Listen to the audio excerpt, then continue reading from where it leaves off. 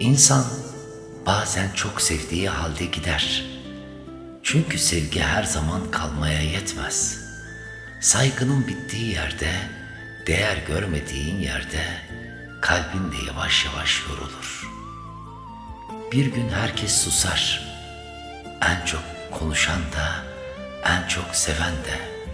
Çünkü insan sürekli kırıldığı yerde artık kendini anlatmaktan vazgeçer. İnsanı en çok düşmanı değil, asla bırakmam diyenin gitmesi yaralar. Çünkü yabancının yaptığı can yakar ama sevdiğinin yaptığı insanın içini paramparça eder. Ben artık herkesi affediyorum ama hiçbir şeyi eskisi gibi hissetmiyorum. Çünkü kırılan güven geri gelse bile insanın içindeki eski sıcaklık geri dönmüyor. Hayatta en zor şeylerden biri de hala severken yabancı gibi davranmak zorunda kalmaktır. İçin parçalanırken susup güçlü görünmeye çalışmaktır. Geceyi herkes karanlık sanır. Oysa en karanlık şey insanın içindeki yalnızlıktır. Kalabalığın ortasında bile kendini eksik hissetmek, kimseye anlatamadığın bir boşlukla yaşamak. İşte gerçek yorgunluk budur. İnsan bazen sadece yorulmaz, eksilir, içinden bir şeyler kopar, gider de kimse fark etmez. Sonra herkes seni aynı sanır ama sen artık eski sen değilsindir. Bazı insanlar dua gibidir. Geldiğinde hayatın güzelleşir, bazıları ise imtihan. Geldiğinde sabrı, sessizliği ve güçlü kalmayı öğretir. Bir gün herkes anlar değerini kaybettiği şeyin, ama iş işten geçtikten sonra edilen pişmanlık, kırılmış bir kalbi onarmaya yetmez. Çünkü bazı insanlar ikinci kez aynı yerden sevemez. Kalbi güzel olan insanların kaderi ağır olur derler. Çünkü onlar kimseyi kırmamak için kendi içlerinde parçalanmayı seçerler. Bir gün gelir, seni üzen şeyler bile sessizleşir. Çünkü insan alıştığında değil, yorulduğundan susar. Ve anladım ki insan en çok da ben hep yanındayım diyenlerin yokluğunda yalnız hissediyor kendini. Birinin gözlerine baktığında huzur buluyorsan, İşte orası senin evindir. Çünkü dünya ne kadar büyük olursa olsun, insanın gerçek yeri kalbinin sakinleştiği kişidir. Ömür dediğin şey biraz kavuşmak, biraz beklemek, biraz da kaybetmektir. Ama insan en çok sevdiğini kaybettiğinde büyür.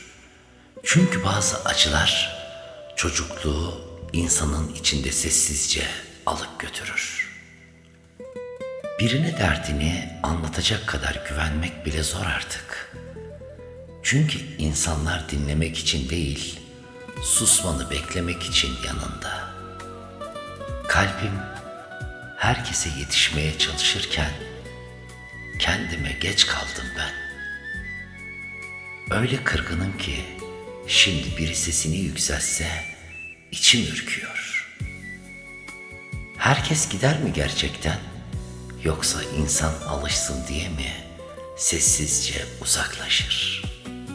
Ben en çok da içimden geçenleri sustura sustura tükendim. Kimse bilmiyor içimde kaç kişiyi sessizce toprağa gömdüğümü. Gece olunca herkes uyuyor sanıyorlar. Oysa bazı insanlar sadece gözlerini kapatıp acısıyla baş başa kalıyor. İnsan bazen sarılmak istediği kişiye kırgın oluyor. İşte en ağır yalnızlık budur. Ben artık kimseye derdimi anlatmıyorum. Çünkü herkes yarama bakıyor ama kimse acımı hissetmiyor. İnsan bazen ölmek istemez. Sadece bu kadar yorulmuş olmaktan kurtulmak ister. Kalbim çok şey taşıdı ama en ağır geleni değer verdiğim insanların değişmesiydi. Bir kırgınlık vardır. Ne bağırabilirsin, ne anlatabilirsin. Sadece içine gömersin. Beni güçlü yapan şey yaşadıklarım değil, yaşadıklarımı kimseye belli etmeden taşımamdı. Öyle çok sustum ki şimdi konuşsam içimden sadece hüzün dökülür. Bir insanın içi kırıldı mı sesi bile değişiyor. Eskiden herkese yetişmeye çalışırdım. Şimdi kendime bile geç kalmış hissediyorum. Dert anlatınca hafifler derler. Ben anlattıkça daha çok yoruldum. Yaşamak gecenin tüm karanlığına rağmen buğulu bir cama güneşi çizebilmektir. Yaşamak direnmektir. Korkuyorum. Verdiğim sözleri tutamamamdan değil, bana verdiğin sözleri gün gelip de bir başkasıyla yaşamandan. Kader çizgimsin avuçlarımda. Sen okyanuslar ötesi, tuzlu suların gökkuşağı kevşedilmemiş bir adanın çiçeğisin. Bana kalsa gökyüzündeki tüm yıldızlar yerine senin gözlerinde ışıldayan bir çift yıldızı bütün insanlara gönderirdim. Kaderimize ayrılan yol çok dardı, yan yana yürüyemedik. Bugün senin için bir şey yapmıyorsam, dün elimden geleni yaptığım içindir. Unutsun beni demişsin, bu bana imkansız geliyor. Nasıl bir kazanç bu? Yüreğimden verirken canımdan oluyorum. Ama nereden bileceksin içimdeki sevdanın sen olduğunu? Beklemek kaybetmenin yarısıymış. Ben her şeyimi beklerken kaybettim. Yarla bir olmayınca yerle bir olurmuş insan. Dilim kal demeyi bilirdi, sen de kalabilecek yüreği görseydi. Her yüreğin bir yakanı, hayallerini yıkanı vardır. Yalvarmak yerine kaybetmeyi tercih ederdim. Ağlamak ruhun kanama şeklidir. Sargısı yok, çaresi yok, sebebi var. Ruhumdaki düğümler fazlasıyla sıkı. Kimsenin onları çözecek kadar ince tırnakları yok. Bense çoktan vazgeçtim tırnaklarımı uzatmaktan. Ne seni unutmak gibi bir çaba var yüreğimde, ne de aşkımı körükleyen bir rüzgar. Ne seni görmeden durabilecek kadar güçlüyüm, ne de kaybetmeye dayanacak kalbim var. Bir gün gelip soracaksın, beni mi daha çok seviyorsun yoksa Allah'ı mı diye. Ben hiç düşünmeden Allah, Allah, Allah diyeceğim ve sen küsüp gideceksin. Sen dünyaya sürgün bir meleksin ve ben seni o kadar çok seveceğim ki bir daha cennetine dönmeyeceksin. Delisin derdim hep, doğru. Hiçbir raporda sabitlenmemiş deliliklerim var benim. Hele biri vardı ki en büyüğü, seni sevmiştim. Öyle seveceksin ki yüreğinden kimse ayıramayacak. Ve öyle birini seveceksin ki seni gözleriyle bile aldatmayacak. Üzerine bastığında kolaylıkla bırakabileceğim bir sonbahar yaprağıyım şimdi. Bir dokunsalar 1000 çıtırtı işitecekler yüreğimden. Eğer bir gün aşkın ölürse onu doğduğu yere göm, kalbine. Hiçbir zaman yanında olmayacak birinin hep aklında olması çok saçma. Sen hep gül diyen birinin seni ağlatması kadar koyan bir şey yok. Ben senin yüzüne değil, ben senin o güzel, saf kalbine aşık oldum. Benimle çıkar mısın? Sen en büyük sevgiyi hak edecek kadar mükemmel, herkesin sevmeyi hak etmeyeceği kadar özelsin. Bazı insanlar giderken yanında senin neşeni de götürüyor. Birinin yokluğu bu kadar ağır olmamalıydı. Ama bazı insanlar gidince dünya eksiliyor. Ne kadar güldüğüme bakma. İnsan bazen en büyük acıyı kahkahalarının arkasına saklıyor. İçimde kimsenin bilmediği bir cenaze var sanki. Her gün sessizce onun yasını tutuyorum.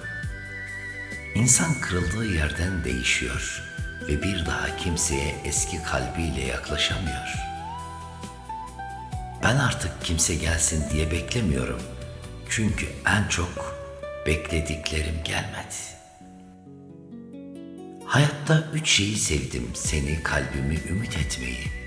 Seni sevdim, sensin diye. Kalbimi sevdim, seni sevdi diye. Ümit etmeyi sevdim, belki seversin diye. Son söz söylenmedi bu aşkta. Öldürmediysen beni içinde, henüz ki yapmamışsındır bilirim. Gömerken beni son kez içinden, seni seviyorum de. İnançsız gitmesin aşkımız, gitmesin, gitmesen, gitme aşkım. Ya durgun olmalı deniz, ya durmalı ya da kudurmalı. Sonuna kadar saplanmayacaksa hançer, kınında durmalı. Seven ölene dek sevilmeyecekse baştan unutulmalı. Beni kıran şey yaşadıklarım değil. Her şeye rağmen iyi kalmaya çalışırken yalnız bırakılmış olmak. İnsan en çok da asla gitmem diyenlerin gidişiyle yoruluyor. Bazı yaralar görünmez ama insanın içinde her gün yeniden kanar. Eskisi gibi değilim artık. Çünkü herkes biraz sevdiği yerden eksiliyor hayatta. İçinde ayrılık geçen şiirler yazma bana. Kilitle cümleleri eski sandığa. Bir gün biri çıkıp da güneşe adını buzla yazarsa bil ki o seni benden daha çok seviyor. Yargının başladığı noktada aşk solmaya başlar. Öyle biri var ki ilk görüşte değil, her görüşte aşık olduğum. İnan gözümde hiçbir değerin yok. Ne varsa kalbimde. Doktorun sorduğu fiziksel bir engeliniz var mı sorusu içime dokunmuştu nedense. Yok diye bildim. Sadece kalbim kırık. Ağlamak istiyorsanız asla yapmayın. Çünkü bir yerlerde sadece sizin bir gülüşünüz için yaşayan birileri mutlaka vardır. Sevgi bir yıldızdır, yanıp sönen, masmavi bir düştür gökyüzünde hiç ölmeyen. Sevenlerin mumudur sevgi, eriyip de hiç bitmeyen. İnsan en çok da kırıldığı yerde büyürmüş. Güvendiği dağlar yıkıldığında omzunu yasladığı insanlar birer birer çekip gittiğinde öğrenirmiş kendi kendine ayakta durmayı. Ve bir gün gelir eskiden ağladığı şeylere sadece sessizce bakıp geçer. Gittin, şimdi bir mevsim değil koca bir hayat girdi aramıza. Biliyorum ne sen dönebilirsin artık, ne de ben kapıyı açabilirim sana. Eğer bir gün sevmek istersen, önce kendini sev. Daha sonra da istersen beni. Ama beni Beni sever gibi değil, kendini sever gibi sevmelisin. Çünkü ben seni öyle sevdim. Herkesin yalnızlığı kendine benzer. Benimki biraz gürültülü, biraz kalabalık ve çokça dağınık işte. Çok fazla kitap ve çok fazla boş bardak var.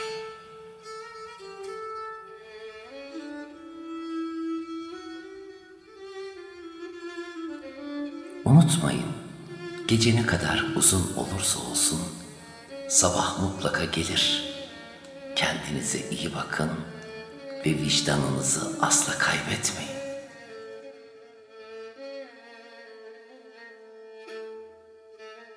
Hayatta 3 şeyi sevdim. Seni, kalbimi, ümit etmeyi. Seni sevdim, sensin diye. Kalbimi sevdim, seni sevdi diye. Ümit etmeyi sevdim, belki seversin diye. Son söz söylenmedi bu aşkta. Öldürmediysen beni içinde henüz ki yapmamışsındır bilirim. Gömerken beni son kez içinden seni seviyorum de. İnançsız gitmesin aşkımız.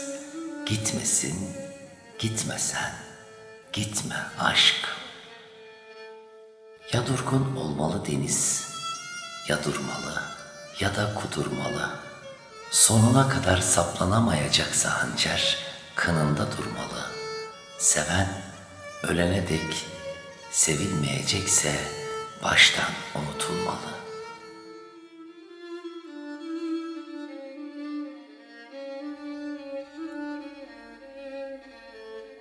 Bazı kırgınlıklar vardır, anlatamazsın. Çünkü kelimeler yetmez, sessizlik daha çok şey söyler.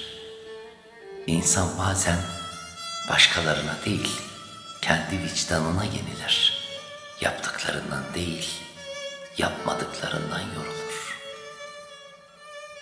Kalp dediğin nedir ki biraz sevgiyle yeşeren, biraz kırgınlıkla solan bir emanet.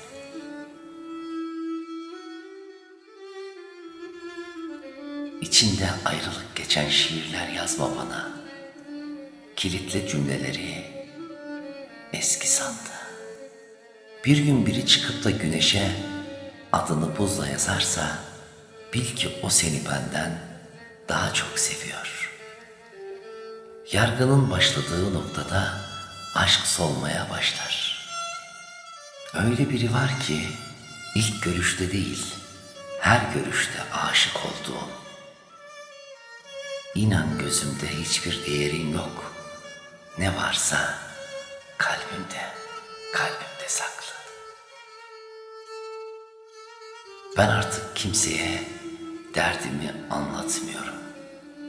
Çünkü herkes yarama bakıyor ama kimse acımı hissetmiyor.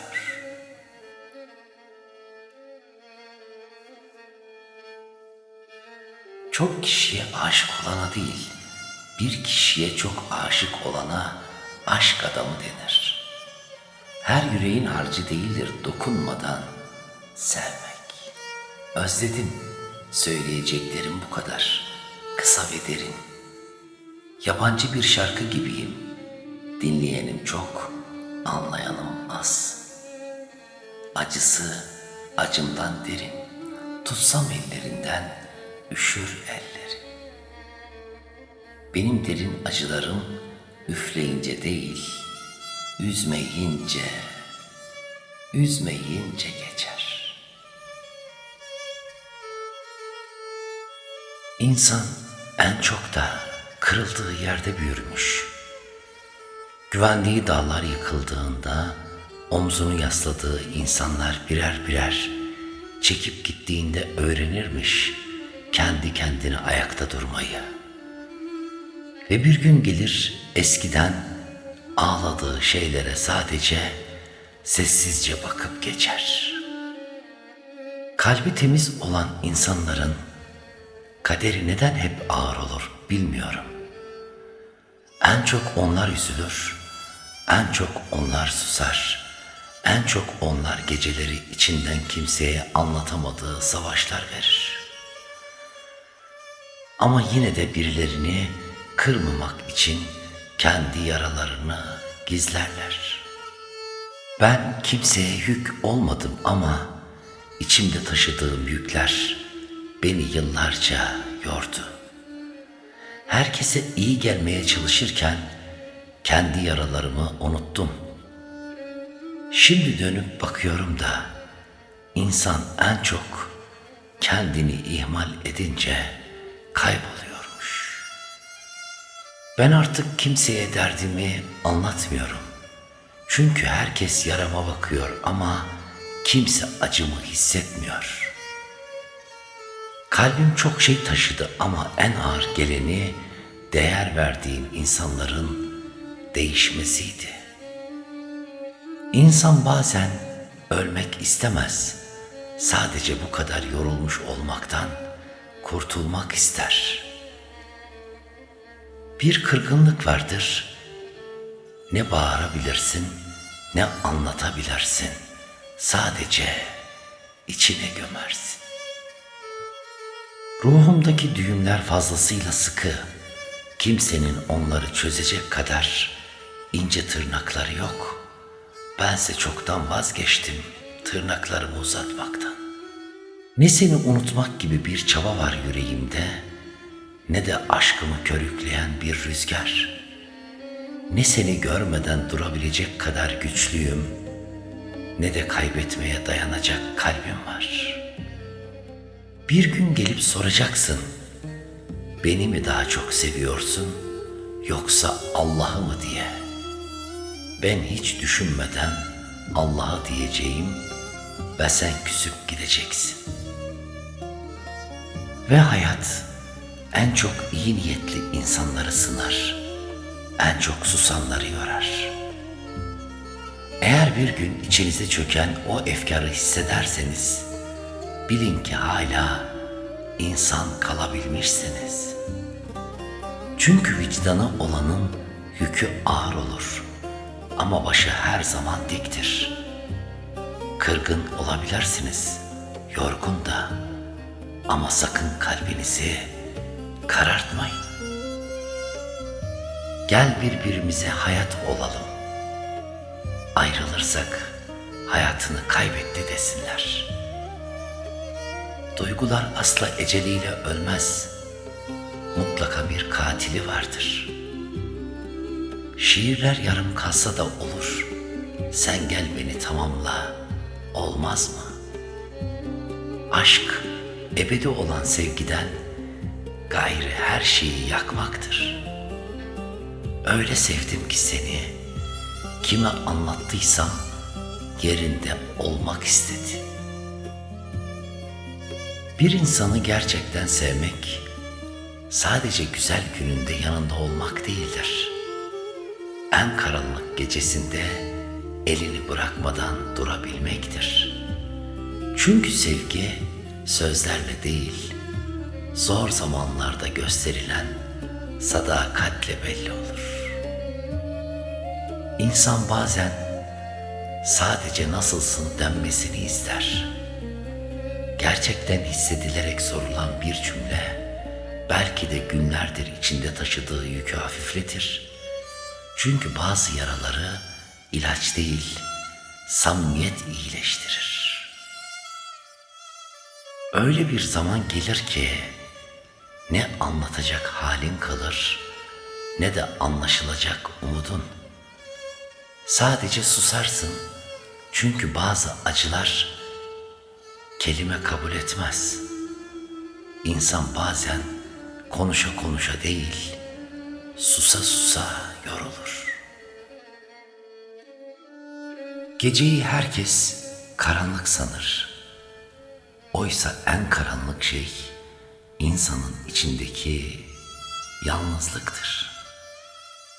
Kalabalığın ortasında bile kendini eksik hissetmek, kimseye anlatamadığın bir boşlukla yaşamak. İşte gerçek yorgunluk budur. Beni en çok hayat değil, insanlara fazla değer vermek yordu. Çünkü insan bazen kendi kalbi gibi sanıyor herkesi. Sonra anlıyor ki herkes senin kadar düşünmüyor. Birini unutmak kolay değil. Hele ki hayallerinin içine kadar işlemişse, gittiğinde sadece bir insan gitmez. Onunla kurduğun bütün hayaller de sessizce dağılır. Bazen hiçbir şey olmamış gibi davranıyorum ama içimde koca bir savaş sürüyor. İnsan sevdiğine kırılınca ne kızabiliyor ne unutabiliyor. Sadece içinde sessiz bir sızı taşıyor.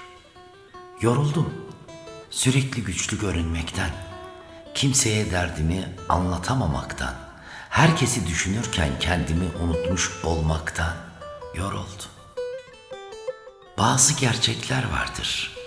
İnsan sadece tavana bakıp geçmişi düşünür. İşte en ağır yük unutamadığın şeylerdir. İnsan bazen sadece sarılmak ister. Hiç konuşmadan, hiçbir şey anlatmadan anlaşılmak ister. Çünkü bazı yorgunluklar kelimeyle değil, hissedilmekle geçer. Gözlerinin içi gülen insanların bile içinde kimsenin bilmediği fırtınalar vardır. Her kahkahanın arkasında saklanan bir kırgınlık, her sessizliğin içinde büyüyen bir çığlık vardır. Kimse bilmiyor içimde verdiğim savaşları. Herkes güldüğüme bakıyor.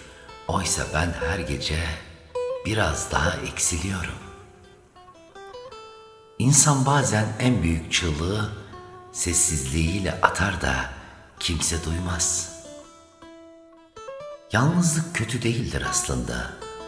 İnsanı yoran şey kendini kalabalıkların içinde bile yalnız hissetmektir. Kimsenin seni gerçekten anlamadığını fark etmektir. Bazı vedalar vardır. Üzerinden yıllar geçse bile içindeki sızı dinmez. Çünkü insan bazı insanları kaybetmez. İçinde taşımaya devam eder. Hayat bazen insana öyle şeyler yaşatır ki ne eski gülüşün kalır yüzünde ne de eski heyecanın. Ama yine de devam edersin. Çünkü insan alışmaz sanır bazı acılara. Sonra bir bakmışsın acıyla yaşamayı öğrenmiş. Ben kimseyi yarı yolda bırakmadım. Ama herkes beni en zor zamanımda yalnız bıraktı. Bir insanın gözleri bu kadar yorgun bakıyorsa bilin ki içinde anlatamadığı çok şey vardır. Ne kadar sustuğumu bir bilsen, içimdeki kırgınlıkların sesi dünyayı inletirdi. Artık kimseye kızamıyorum bile. Çünkü insan en sonunda kırılmaktan değil, alışmaktan korkuyor. Dert dediğin şey insanın içine yerleşince en güzel şarkılar bile hüzün gibi geliyor. Bir gün herkes anlar değerini kaybettiği şeyin. Ama iş işten geçtikten sonra edilen pişmanlık, kırılmış bir kalbi onarmaya yetmez. Çünkü bazı insanlar ikinci kez aynı yerden sevemez. Bir gün herkes susar. Çünkü sürekli anlaşılmamaya çalışmak insanı tüketir.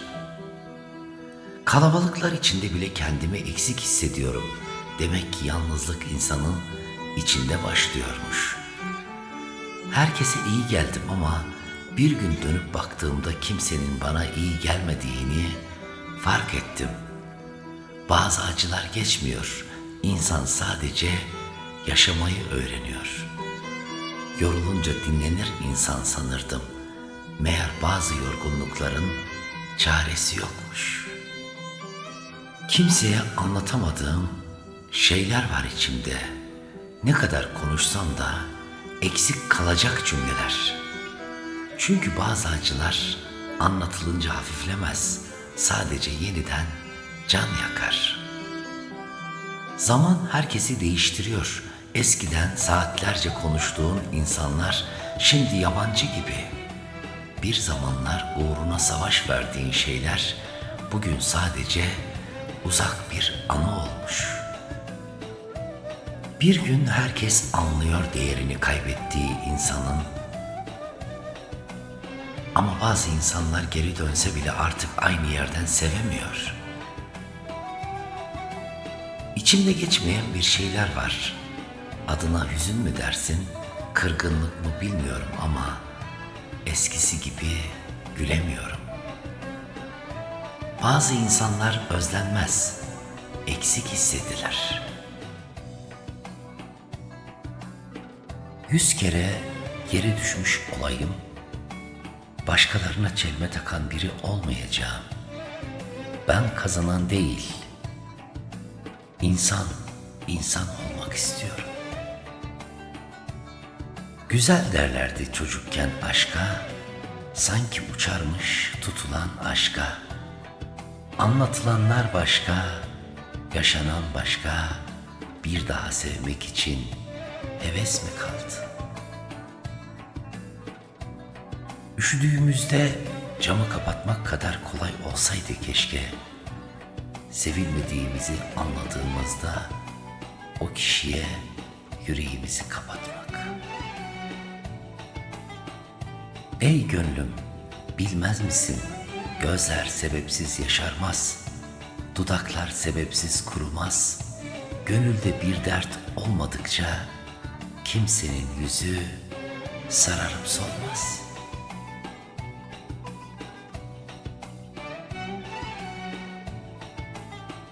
O kadar bıktım ki uğraşma benimle hayat. Kaybolan yıllardan vazgeçtim. Biri bana insanlara karşı kaybettiğim güveni geri verebilir mi? Ne kadar iyi niyetim varsa hepsini sömürdüler.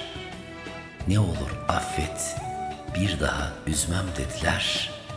Affettikçe mahvettiler.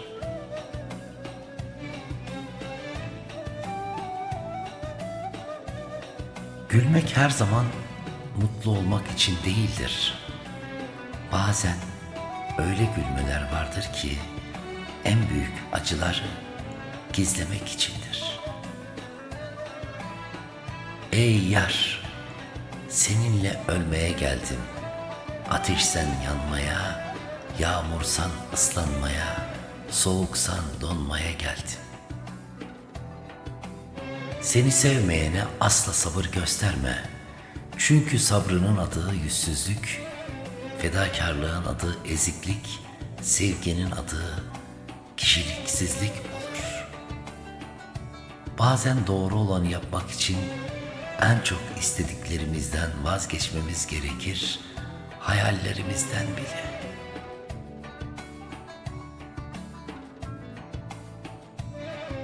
Kızgınlığım senin gibi sahtekarlara, seviyorum deyip yarı yolda bırakanlara, çok seviyorum deyip gidenlere.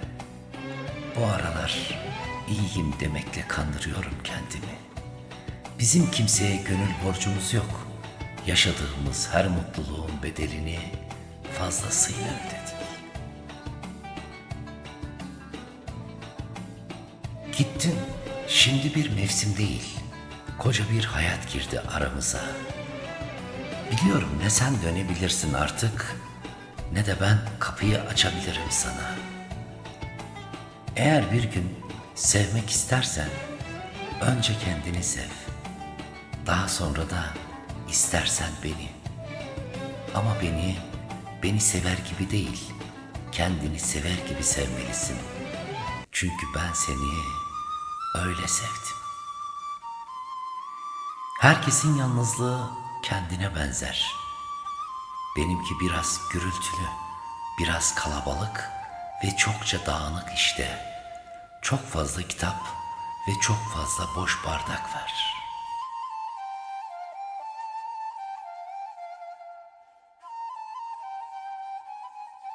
Gel birbirimize hayat olalım. Ayrılırsak hayatını kaybetti desinler. Duygular asla eceliyle ölmez. Mutlaka bir katili vardır. Şiirler yarım kalsa da olur. Sen gel beni tamamla olmaz mı?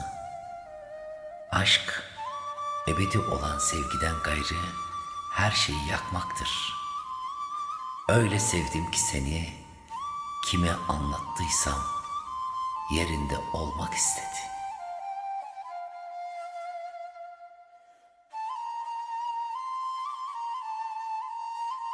Çok kişiye aşık olana değil, bir kişiye çok aşık olana aşk adamı denir. Her yüreğin harcı değildir dokunmadan sevmek. Özledim, söyleyeceklerim bu kadar, kısa ve derin. Yabancı bir şarkı gibiyim, dinleyenim çok, anlayanım az. Acısı acımdan derin, tutsam ellerinden üşür ellerin. Benim derin acılarım üfleyince değil, üzmeyince geçer.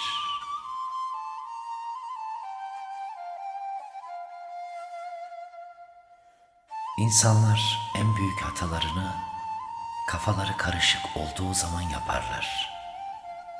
Nedense ilk darbeyi elinden tuttuğun insandan yersin. Kimi sabrından susar, kimi saygısından, kimi de sevgisinden. Kendine iyi davran, çünkü ömür boyu kendinlesin. Bu aralar beni rahat bırakın diye bağırası geliyor ya insanın, öyleyim işte.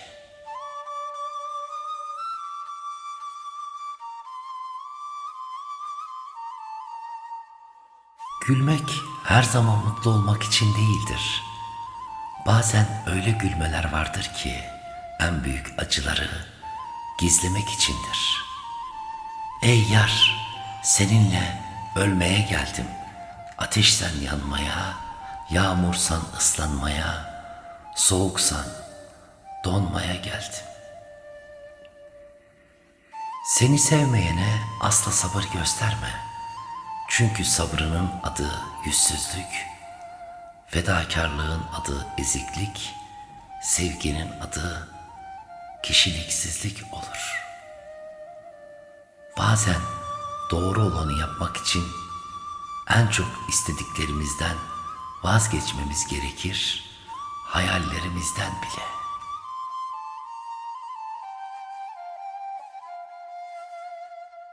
Şükürlerim var benim, kimilerini bulduğuma, kimilerinden kurtulduğuma.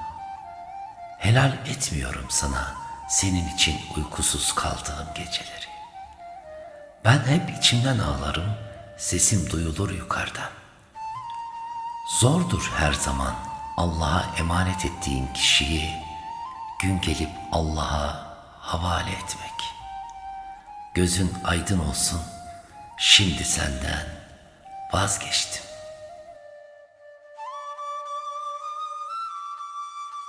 Her gün biraz daha artan sensizliğe kafa tuttum. Ama mutlu ol, seni unutmadığım yerde kendimi unuttum. Seni hala nasıl sevebildiğimi anlamıyorlar. Uğraşmayın boşuna, ben bile bilmiyorum diyorum.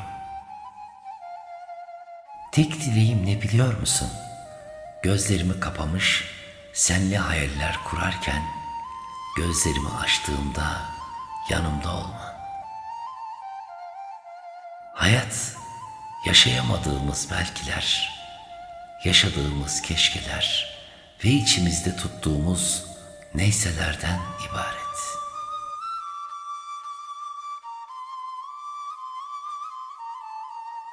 Biz sustukça daha çok sabrımıza yükleniyorlar. Zor kimselere bir şey demeden tek başına sorunlarla cebelleşmek çok zor.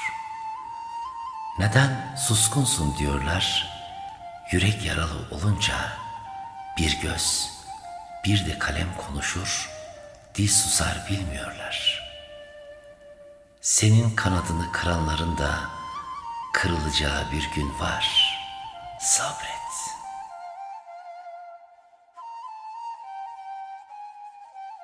Yazdıklarımı okuyabilecek milyonlarca insan varken, onları yazarken ne hissettiğimi anlayabilecek bir tek sen varsın. Bırak, bırak da öyle kalsın. Bugün yine efkarım var, dokunmayın bana.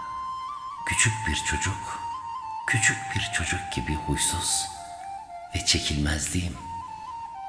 Her şeyden, herkesten, hatta canımdan bezmişliğim var.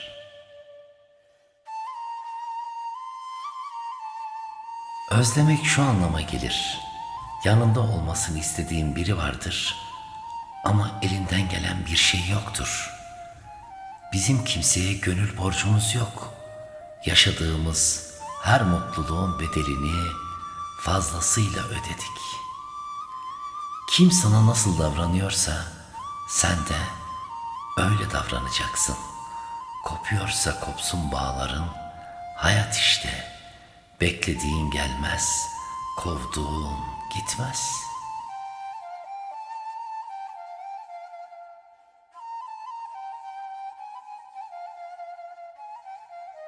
Sahtekar çıkarken dürüst sandıklarımız, acı sözler etmiş arkamızdan. Ağzını balla kapattıklarımız, hepsi mızmız, kötü konuşmuş ardımızdan, adını iyi andıklarımız, kurtlanmış topladığımız fındıklarımız. Ruh her zaman kendini nasıl iyileştireceğini bilir. Esas zorluk zihni susturmaktır. Ağladım ama belli etmedim. Haykırdım ama isyan etmedim. Çaresizdim ama asla pes etmedim. Sensizdim, senden de gitmedim. Aslında söylediklerimden çok sakladıklarımda gizliyim. En iyisi anlamak için konuştuklarımdan çok sustuklarıma kulak verin. Bazen en uzun yolculuk iki insan arasındaki mesafedir. Vedalar gözleriyle sevenler içindir. Çünkü gönülden sevenler ayrılmaz. Boğazımda kalan mutluluğu sırtıma vura vura çıkardılar. Şurama batan diyor şair. Şurama batana özlem demeselerdi, bıçak derdim. Özlemek denmez buna, bunun adı yangın. Gönül almayı bilmeyene ömür emanet edilmez. Gidenler öğretti kalanların da bir gün gideceğini. Nefret ettiklerimiz değil, sevdiklerimiz bizi bu hale getirdi. Ağzıyla kuş tutsa da sevmediğim insanlar var benim. Hayatta en büyük hatan nedir diye sorsalar, insanlara güvenmek derim.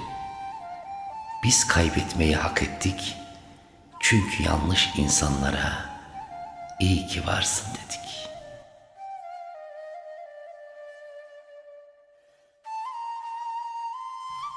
Sizi hayallerinden vazgeçecek kadar seven bir kalp bulduysanız, Allah'tan yeni bir ömür isteyin, çünkü bir ömür yetmez onu sevmeye. İyileştirir diye medet umduklarımız tekrar tekrar yaralıyor bizi. Görmeden seni isteyen gönlüm, görünce nasıl dayansın? Canımın içi sen hangi şiirden kaçıp geldin yüreğimin orta yerine? Dön bak arkana yeğen, gitmez dediğin kaç kişi yanında?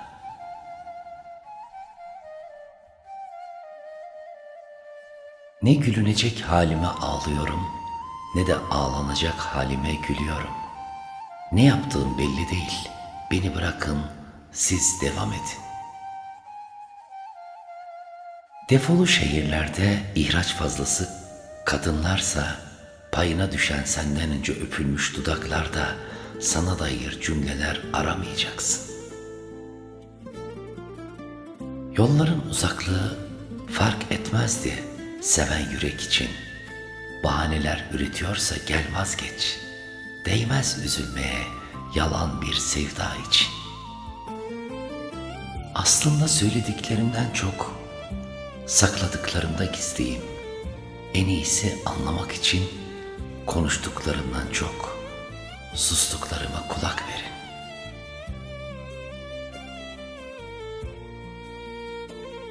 Geceye uyuyamayan insanların gündüze sığmayan acıları vardır. Elimdeki resmin yerine kendin olsaydın, olsaydın da benim yine derdim olsaydın. Ve şükür tevekküle duran derviş gibi narin, sızı ince, yara derin. Ne bileyim be sevgili, öyle güzel baktın ki gözlerime, sevmek değil, ölmek geldi içimden.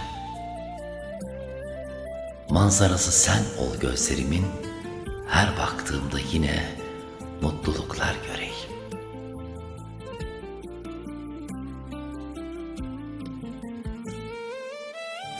Kızgınlığım senin gibi sahtekarlara, seviyorum deyip yarı yolda bırakanlara, çok seviyorum deyip gidenlere, bu aralar iyiyim demekle kandırıyorum kendimi. Bizim kimseye gönül borcumuz yok. Yaşadığımız her mutluluğun bedelini fazlasıyla ödedik.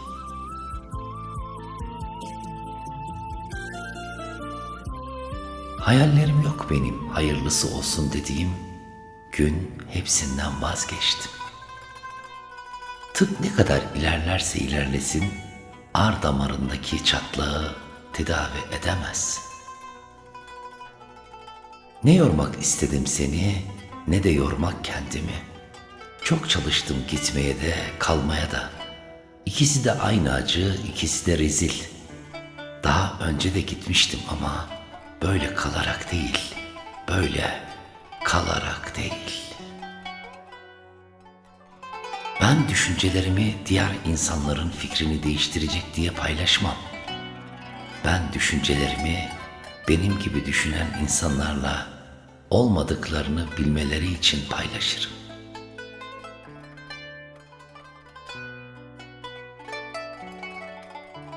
Yarla bir olmayınca yerle bir olurmuş insan. Dilim kal demeyi bilirdi, sende kalabilecek yüreği görseydi.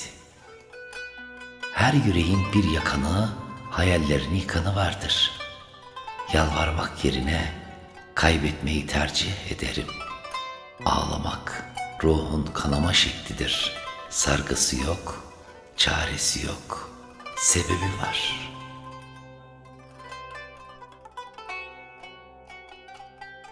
Sen benim hiç bıkmadan saatlerce seyre daldığım, tövbe tutmayan en tutuklu sevdamsın.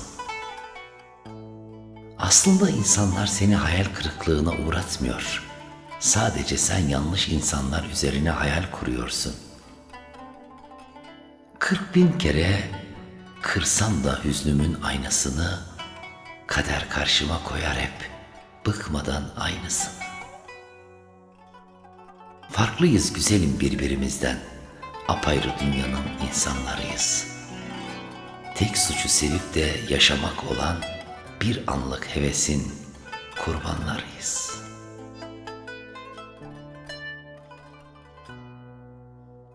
Kaderimize ayrılan yol çok dardı, yan yana yürüyemedik.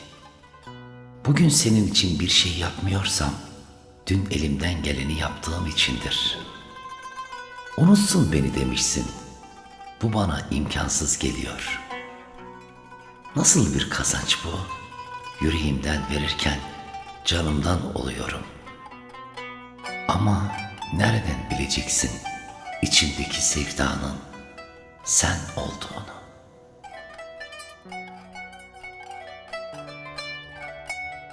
Bu kentin en tenha yeri kalbimdir şimdi. Ben ölseydim O belki ağlardı ama o ağlasaydı ben ölürdüm. Sonra geldin güldün, papatya tarlası oldu çorak topraklar. Özledim diyorsun mektubunda, sadece kuru bir özledim mi yazdı yanık yüreğin? Halbuki ben onun düşmekten korktuğu uçurumun dibindeyim. Ekmeğime hoşça kal sürdün ya sen, ben şimdi aşk karınla sana ne şiirler yazarım.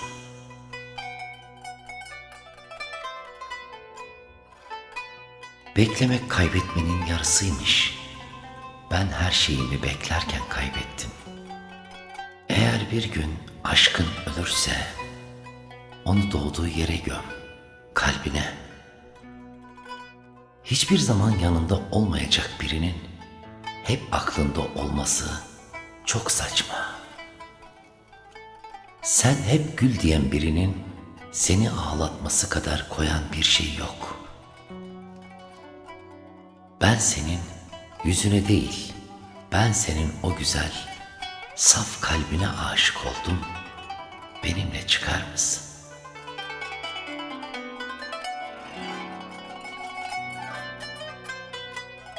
Sonra bir sigara yakıyorsun, gökyüzünü seyrediyorsun. Bakıyorsun hala her şey yerli yerinde. Sen sadece kendini ziyan etmişsin. Güzel bir gülü, güzel bir geceyi, güzel bir dostu herkes ister. Önemli olan gülü dikeniyle, geceyi gizemiyle, dostu tüm derdiyle sevebilmektir. Özlerim ben seni seninle bile. Vuslat mı, hasret mi, adını sen koy. Aşkınla yakıp da düşürdün dile. Sevgi mi, nefret mi, adını sen koy. Sen benim en doğru yanlışım, tövbesi olmayan günahımsın. Uzak duramadığım yasaklım, en açık ettiğim saklımsın. Sen başımdan giden aklım, severek seçtiğim ahımsın.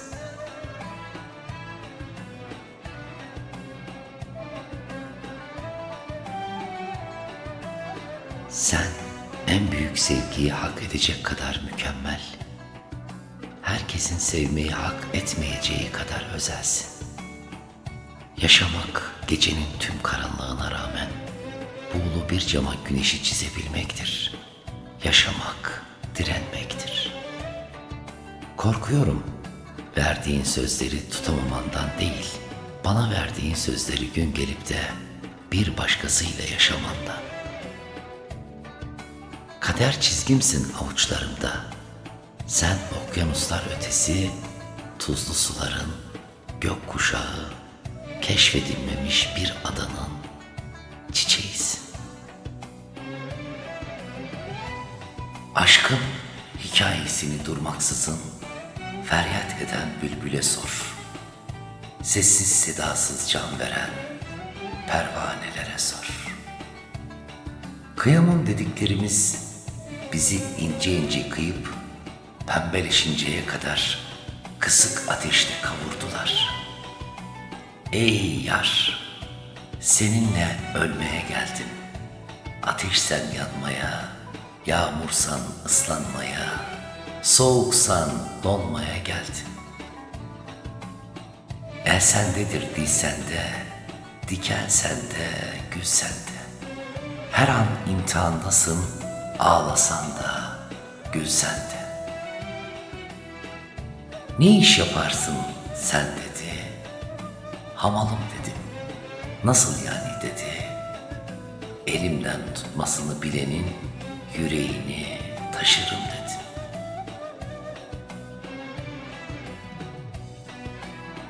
Ey sevgili, nedir yüzündeki acı? Yoksa kırılan hayallerin mi battı eline? Bizim payımıza hüzün düşmüş olsun. Buna da eyvallah deriz, vazgeçeriz.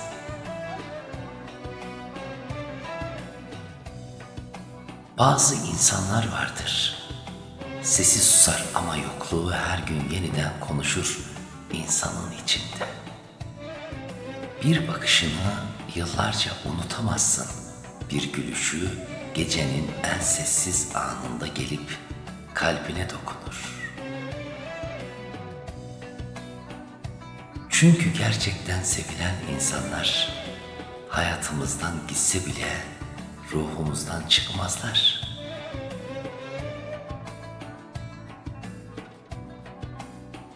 Bana kalsa gökyüzündeki tüm yıldızlar yerine senin gözlerinde ışıldayan bir çift yıldızı bütün insanlara gönderirdim.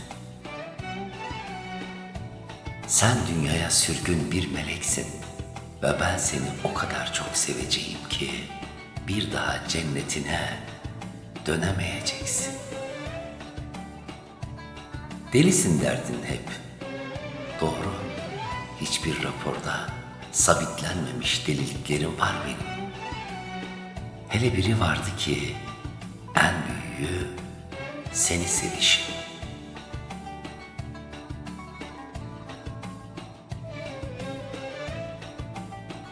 Ben artık kimseye derdimi anlatmıyorum. Çünkü herkes yarama bakıyor ama kimse acımı hissetmiyor.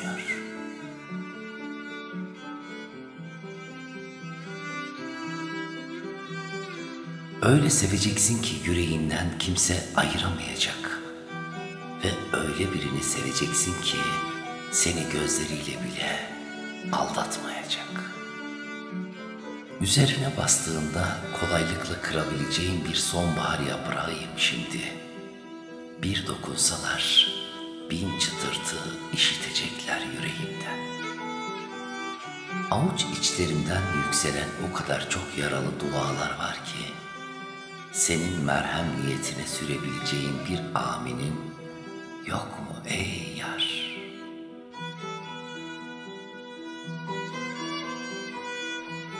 Sen benim bakışına hasret kaldığım, sesine özlemle bağlandığımsın. Özlemim, hasretim bakmaya doyamadığımsın. Bahtıma doğanımsın, olmazsa olmazımsın.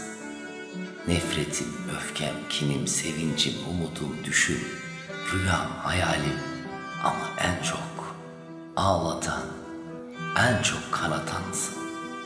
Sen tarifi imkansızımsın. Şairler şiirler yazıyor, ressamlar resimler yapıyor ve biz ozanlar türküler söylüyoruz. Peki bütün bunları niçin yapıyoruz? Dünya alışkanlıktan değil de sevgi ve mutluluktan dönsün diye. Ey sevgili, heyben acıyla dolar da nefes alamazsan gel, huzur bulacağın kıyılarım senindir. Umutların solar, kurur da su bulamazsan beraber sulayalım, gözyaşlarım senindir. Kanadın kırılır da maviye uçamazsan ne günü duruyor, al kanatlarım senindir. Çaresiz çilelere bir umut bulamazsan kendime ettiğim dualarım senindir, senin.